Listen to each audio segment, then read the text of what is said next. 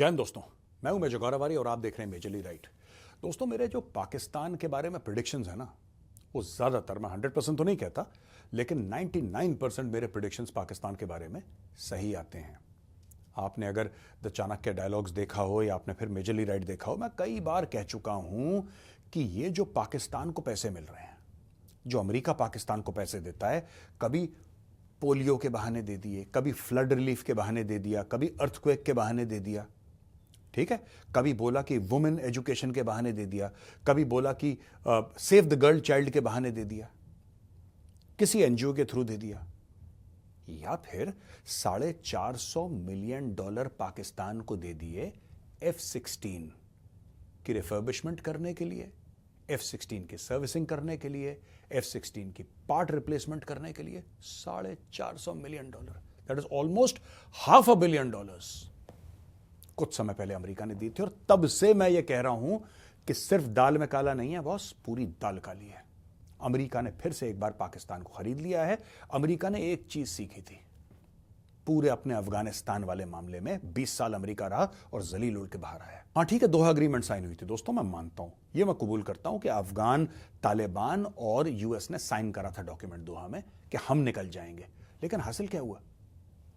हासिल क्या हुआ? अमेरिका को 20 साल रहे, $2 ट्रिलियन उन्होंने खर्च करे वहां पे, राइट, और फिर रातों रात चोर जैसे भाग कर आए। अमेरिका की रेपुटेशन को बहुत बड़ा धचका लगा। अब अमेरिका बन गया है स्मार्ट। और इस स्मार्टनेस में अमेरिका ने क्या करा? उसने बोला कि जब बगल में अफगानिस्तान के यानी पाकिस्तान के अंदर भाड़े के फौजी हैं, भाड़े के फौजी बैठे हुए हैं जो अपना भी गला कटवाने को तैयार हैं और दूसरे का काटने को तैयार हैं, सिर्फ चंद डॉलर के लिए, जहां पे जिंदगी की कीमत एकदम जीरो है, जहां पे इंसान की इज्जत बिल्कुल जीरो है, वहां पे थोड़े बहुत पैसे देके जितना अफगानिस्तान में अमेरिका ने खर्च करा है, उसका 1/100 से भी कम हिस्सा आप कमाल करवा सकते हैं अफगानिस्तान के अंदर। तो इतना स्ट्रेस क्यों लेना? अमेरिका ने बुलाया डायलॉग के लिए पाकिस्तान को। सुनिए साहब, यह हुआ था 10 मई को, और यह जो काउंटर टेररिज्म डायलॉग था पाकिस्तान यूएस का, को chaired by additional foreign secretary for the UN and OIC, United Nations और ऑर्गेनाइजेशन ऑफ इस्लामिक कोऑपरेशन के जो एडिशनल फॉरेन सेक्रेटरी हैं पाकिस्तान के, एम्बेसडर सैयद हैदर शाह, वो बैठे वहां पे। और वहां पे बैठे US department of state coordinator for counter terrorism ambassador Elizabeth Richard.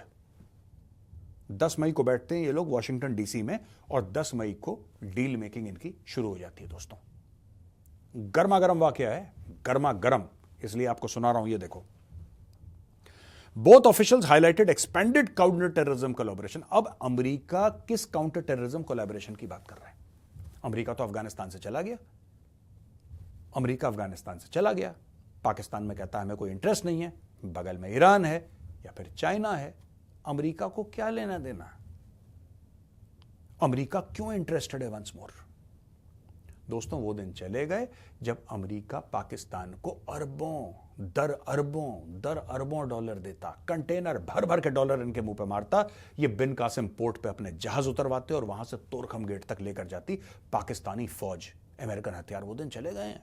अब अमेरिका कह रहा है छोटा सा चेक काटो, पाकिस्तानी आर्मी के मुंह पर मारो, ये डालेंगे अफगानिस्तान में फिर से गदर। और अफगानिस्तान में टारगेट कौन सा है अमेरिका का? Al Qaeda, Islamic state. ठीक है दोस्तों, अलकायदा और इस्लामिक स्टेट।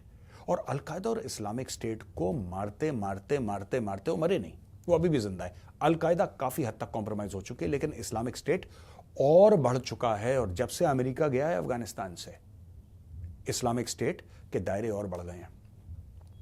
आपको पता है दोस्तों, कई लोग हैं अफगान तालिबान के, कई लोग अफगान तालिबान के जिन्होंने सिर्फ जिहाद के लिए अफगान तालिबान ज्वाइन करा था। वो कहते हैं कि भाई अब जिहाद किसके खिलाफ लड़ें? सरकार तो हमारी बन गई, अपनी सरकार के खिलाफ थोड़ा ना लड़ेंगे, तो जिहाद किसके खिलाफ लड़ें? उन लोगों ने अपनी लॉयल्टीज, अपनी वफादारी बदल ली, और वो लोग अफगान तालिबान छोड़ के ज्वाइन कर गए वो आइसिस यानी कि इस्लामिक स्टेट। और ये गदर हो रहा है अफगानिस्तान में। अमेरिका को ऐसा लग रहा है कि कल हो ना हो यहां से खतरा होगा, कल हो ना हो यहां से दोबारा एक 9/11 यानी कि 9/11 अफगानिस्तान की जमीन से कोई प्लान तो नहीं करेगा। क्योंकि पिछली बार जो प्लानिंग हुई थी उसके ताने बाने अफगानिस्तान और पाकिस्तान से जुड़े मिले थे। तो इस वक्त क्या करना चाहिए? इस वक्त यह करना चाहिए कि अमेरिकन सैटेलाइट्स, मैं आपको आज बता रहा हूं दोस्तों, फिर से यह होगा क्या मैं आपको बता रहा हूं। अमेरिकन सैटेलाइट्स होंगी, कतर से उड़े हुए अमेरिका के ड्रोन्स होंगे दोस्तों। अमेरिका के ड्रोन्स हैं कतर में, अमेरिका के ड्रोन्स उड़ेंगे, पाकिस्तानी एयर स्पेस का इस्तेमाल करेंगे और अफगानिस्तान के ऊपर जाके ये इमेजेस भेजेंगे।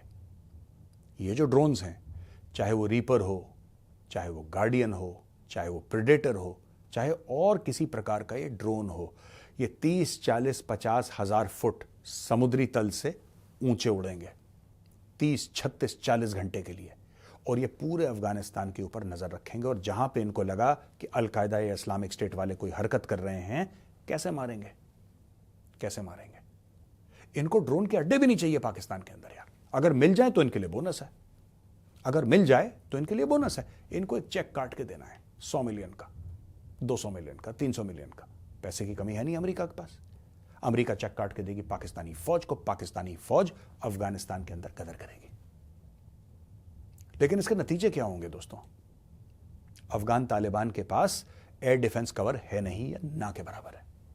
कुछ पुरानी अगर स्टिंगर इनके पास बाकी होंगी, शोल्डर फायर्ड सैम्स, तो अलग बात है। लेकिन कोई पुख्ता एयर डिफेंस का इंतजाम अफगान तालिबान के पास नहीं है। तो करेगा क्या वो? अगर पाकिस्तान अपने F-16 जेट्स भेजता है अफगानिस्तान के अंदर बमबारी करने के लिए, तो क्या अफगानिस्तान उनको रोक पाएगा? कि अफगान तालिबान उन पाकिस्तानी जेट्स को नीचे उतार पाएगा? बिल्कुल नहीं। पाकिस्तानी जेट्स आएंगे, पाकिस्तानी जेट्स हमला करेंगे और ठोक ठाक के चले जाएंगे और अफगान तालिबान कुछ नहीं कर पाएगा। तो फिर अफगान तालिबान करेगा क्या? अफगान तालिबान फिर भेजेगा अपनी खास ब्रिगेड। मैं वो कहना नहीं चाहता हूं कौन सी ब्रिगेड है, लेकिन आप जानते हैं कि अफगान तालिबान वाले जब फंस जाते हैं वो क्या करते हैं। एक एक बंदा अकेले अकेले जाएगा और बड़े बड़े कांड करके आएगा। यह होगा अफगान तालिबान का तरीका पाकिस्तान को सबक सिखाने का। और पाकिस्तान को यह बात समझ में नहीं आ रही। उनको लग रहा है कि डॉलर आ रहे हैं, आने दो। यही गलती उन्होंने अपनी अफगान पॉलिसी के साथ करी। 40 साल तक यही झूठ बोलते रहे अपने बच्चों को कि अफगानिस्तान हमारा 5वां सूबा है। आज की तारीख में वहीं से खून खराबा हो रहा है, ये देखिए। और 2024 Q1 की बात है, ठीक है जी। 92% of all fatalities and 86% of attacks recorded in Khyber Pakhtunkhwa and Balochistan provinces. ये कहां से आ रहे हैं? अफगानिस्तान से। ठीक है, फिर से बताता हूं, 92% जो मौतें हुई हैं और 86% अटैक जो हुए हैं खैबर पख्तूनख्वा और बलूचिस्तान में, वो आते हैं अफगानिस्तान से। जिसमें 432 यानी कि 432 जो वायलेंस लिंक्ड फैटेलिटीज हुई हैं, यानी कि मौतें हुई हैं जो वायलेंस से, और 370 इंजर्ड हुए हैं, civilian, security personal and outlaws reported. इसमें डायरेक्टली टीटीपी अफगान तालिबान का हाथ है। तो ये जो पूरा मैटर है यहां पे, वो एक बात की तरफ इशारा करता है।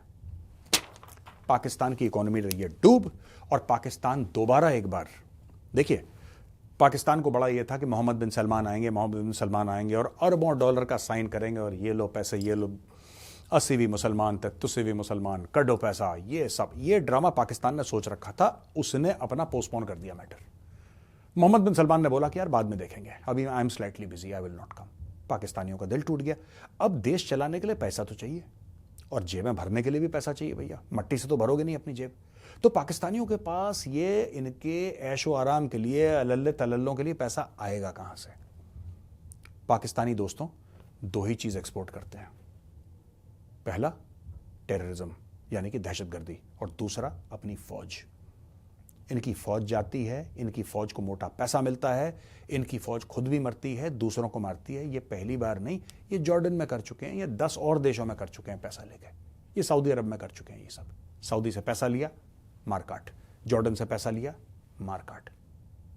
अब ये अमेरिका से पैसे लेंगे, मारकाट। ये होने वाला है।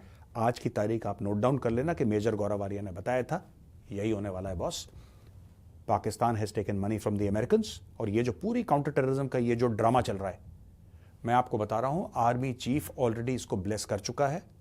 General Asim Munir already bless this, और पाकिस्तान के अंदर फिर वही वॉर ऑन टेरर का 2.0 शुरू होने वाला है। फेज 1 में आपने देखा था पाकिस्तान में क्या हुआ था। फेज 2 वॉर ऑन टेरर शुरू होने वाला है। आप देख लीजिए, आज मैंने आपको प्रिडिक्ट करके बता दिया।